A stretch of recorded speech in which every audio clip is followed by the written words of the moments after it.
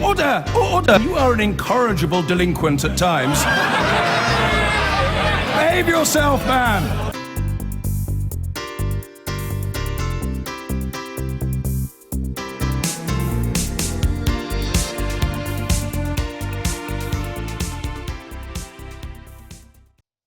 For weeks, he's refused to answer questions about large sums of money spent by the Conservative Party fighting elections, but seemingly not properly declared to the authorities.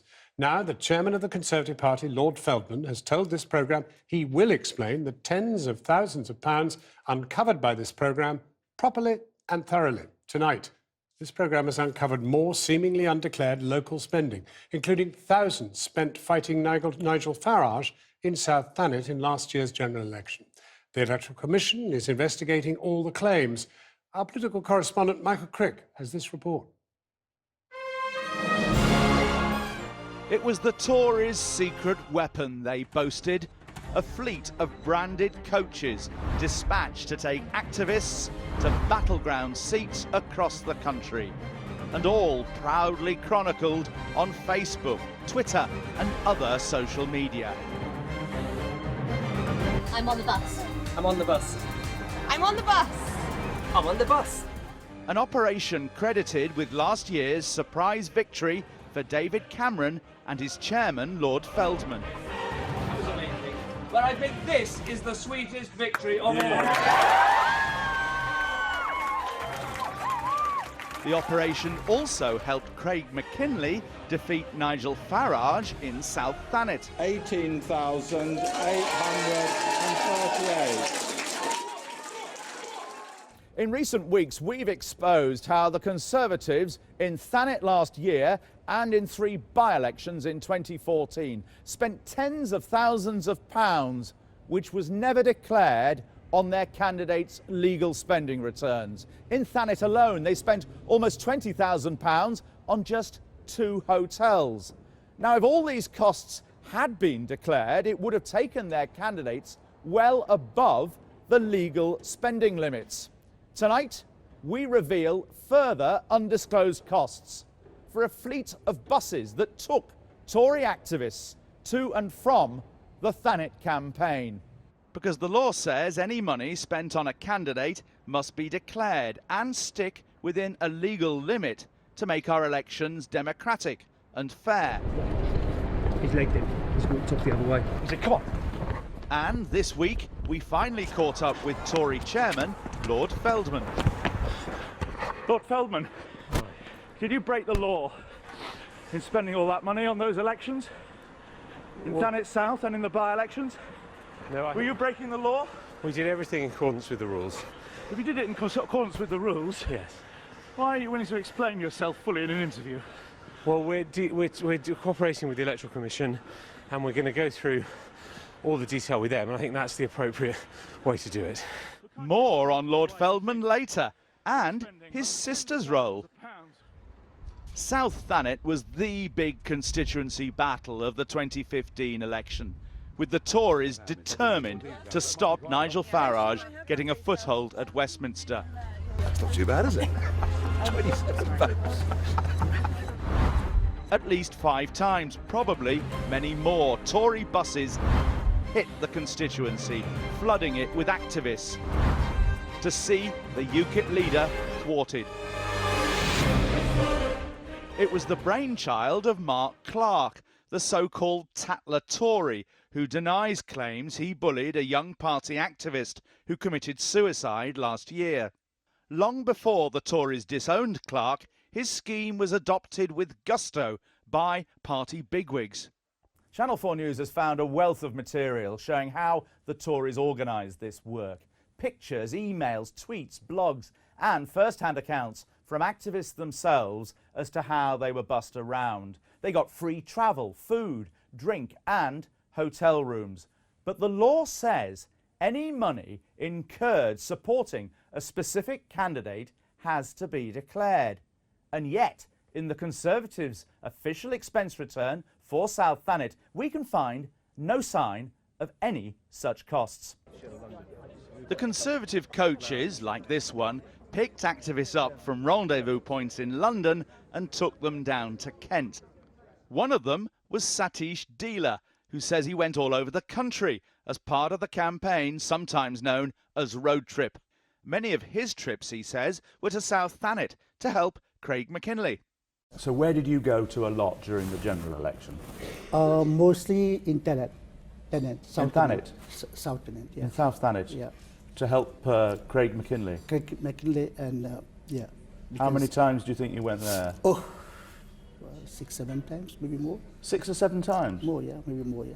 And this was what, on a coach? Coach, yeah. Coach, sometimes trains and all, you know. Yeah. So how many people would go with you? 30, 40 people most of the time, yeah. I mean, they give you lots of good food and whatever they can do. And then after finishing, then they send you to the bar, you go and enjoy with your beer or whatever and all. Did you have to pay for any of the... Nothing.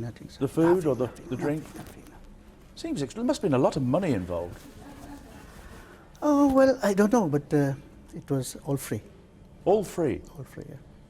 Satish Deela didn't think anything was untoward, nor did Christine Forrest, a good friend of his on the trips. I'm going to be on the bus, and I am on the bus. In April, she signed up for a weekend trip to Thanet.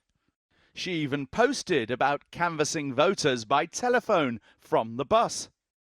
And once she arrived, they were joined by the candidate Craig McKinley and an army of other activists and volunteers. At the end of the day, the group ended up on the Margate seafront in accommodation at party expense. Channel 4 News has now obtained this receipt, together with various emails, for a mass booking here, a hostel in Margate in the North Thanet constituency, for the night of Saturday the 11th of April, for 40 people. The bill for £715 for bed and breakfast was paid in advance by a gentleman called Stephen Canning, a member of the Conservative campaign team. I'm on the Ream battle bus. The young activist posted at least 4 appeals for people to attend Super Saturday events in Thanet to stop Farage, offering free transport, accommodation and drinks, including this one on the 11th of April. But the overall mastermind of the party's campaign in South Thanet was Marion Little, the Conservative campaign specialist. On the 12th of April, after the Super Saturday Stop Farage event, she sent this email to senior Conservatives, including Lord Feldman's sister, Deborah, who was in charge of the whole event. Marion Little wrote, "Thank you for all of your efforts this weekend. With your help, we've achieved so much and out-campaigned the Kippers. We knocked on over 1,250 doors, delivered over 10,000 newsletters, plus localised flyers times 1,000, with over 300 calls made." This picture shows Little celebrating victory at the Royal Harbour Hotel with Mark Clark. Our big puzzle is why so many of the hotel bookings in the elections we've looked at were attributed to her home address. Last month she was presented with an OBE by Prince Charles for political service, the citation said. We would have liked to have shown you the palace video of her getting her honour, but Marion Little refused permission. Why is all those hotel bills attributed to Marion Little's home in Hertfordshire? Isn't that to keep the money off the books? Absolutely not. Is that a conspiracy to deceive returning officers? Absolutely not. The law says any costs spent on a specific candidate must be declared and kept below a legal cap. That cap was £15,016 in South Thanet. I went to the local council offices where, after the result, candidates had to submit their legal expense declarations. On the 11th of June, Craig McKinley himself signed this return as a complete and accurate return as required by law. And attached to it are dozens of receipts, mainly printing, advertisements, the salary of his agent and a secretary, even £25 for the hire of a tandem. But nowhere in here are any of the hotels we've found. The Premier Inn, the Royal Harbour and the Alpha Hostel. Nowhere in that return Is there anything to do with Roadtrip 2015? The Tories claimed they'd spent £14,837, just £179 below the legal limit. But we found more and more sums on top of that that were never declared.